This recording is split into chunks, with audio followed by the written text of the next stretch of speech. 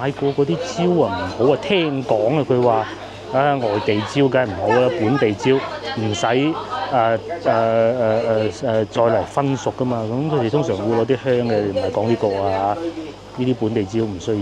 州係一個可以種得到香蕉嘅地方，係唔需要咁嘅，所以我對呢個講法成疑咯。點樣賣啫？佢落外地蕉嚟到點同本地蕉衝擊啫？你睇下菜價啦，桑葉啦，嗱後邊荔枝啊，6蚊一斤啊！我哋喺香港地見到25蚊最平啊一磅。後邊仲有明碼實價，我中意啊！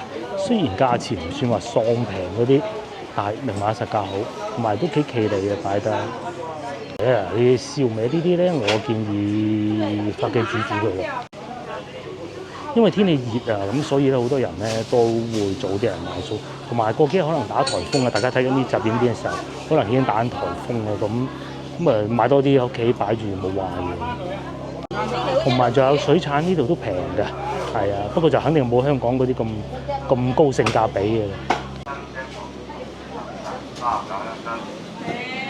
特價黃豆。桂味18，咁香港又唔算啊，好離譜喎！桂味好似25香港。